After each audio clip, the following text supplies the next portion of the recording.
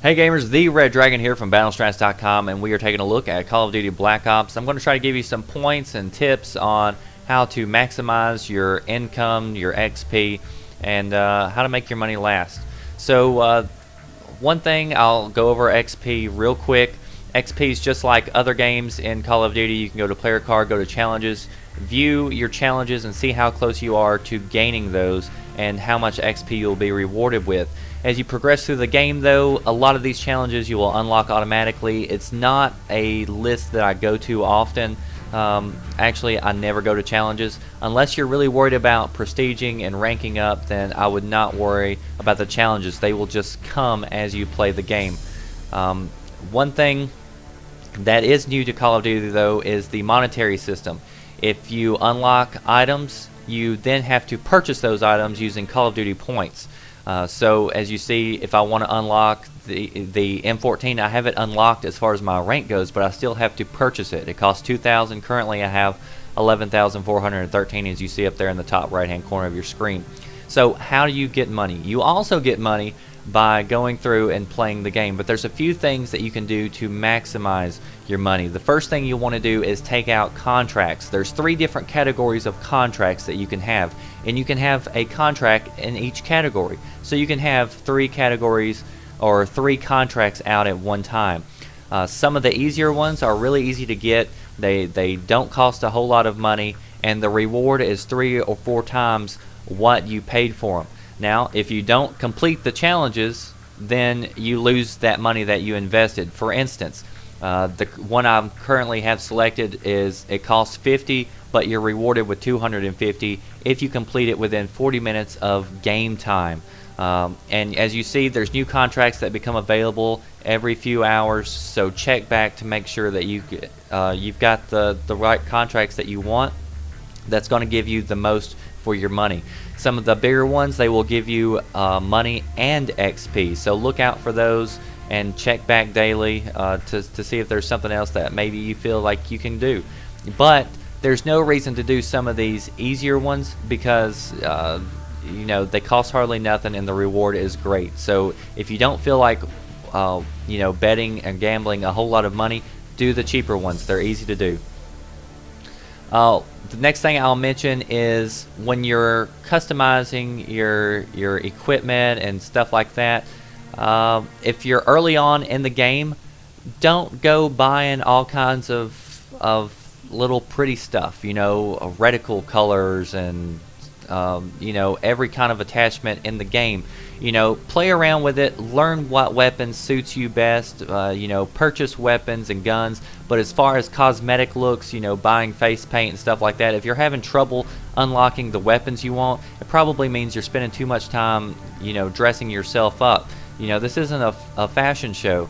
If you want to play the game and enjoy it and be the best that you can be, then focus on the tactical aspects of it. Focus on the weapons, the attachments, your kill streaks and stuff like that, but don't worry too much about the cosmetics look just yet. As far as kill streaks go, you don't have to go buy every kill streak just because you have the income for it. Set up kill streaks according to your play style. Me personally, I am a player that's always out in the middle of the action. That means I die a lot. I play a lot of objective games, so I'm not really worried about my kill to death ratio. I'm worried about getting the objective and getting the win.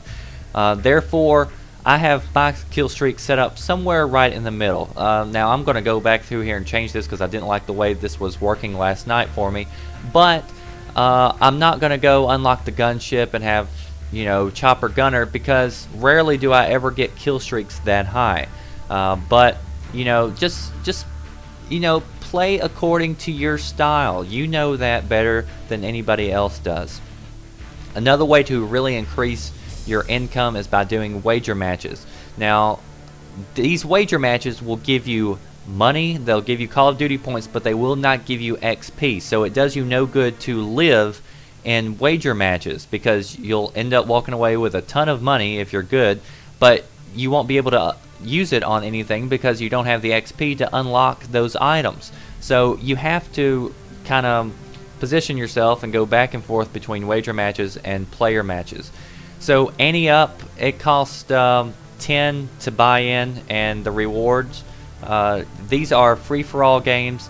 The rewards for Ante Up aren't very good. Use Ante Up to really get a feel of how these different game types work.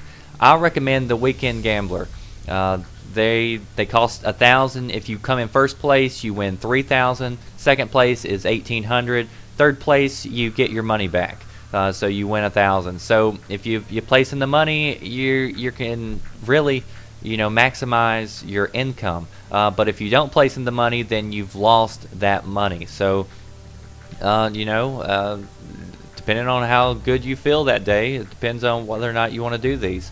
High roller, I do not recommend going in and playing high roller. High roller costs 10,000 to buy in, and it's just too much of a gamble for me personally. I'm sure there's people out there who absolutely love it, but I would say for the majority of my users who are average gamers like myself, that's not something you want to do.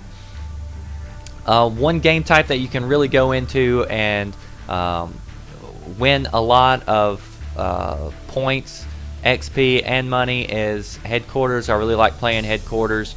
If you got a good team, you can actually set up a perimeter and just shoot and kill people if you're up by a good amount and not even take the headquarters. It's a cheap tactic. People don't like it. You'll make people quit in the game. But I'm telling you, that's what a lot of people do who get a lot of XP, who get a lot of points. That's their tactic. So if that's the one you want to go with it. I really like the objective style games because it does seem like you get more points with it, but I seem to be getting the most points by playing headquarters. So that is the first video for some real tips and strategies for Call of Duty Black Ops. Stay tuned for more. Be sure to check out battlestrats.com. I will put a link in the description box for the strategy guide where you can view all kinds of tips and strategies for campaign, multiplayer, all kinds of things. So check that out. Join up on the community. We would love to have you. Thanks for watching. This has been the Red Dragon.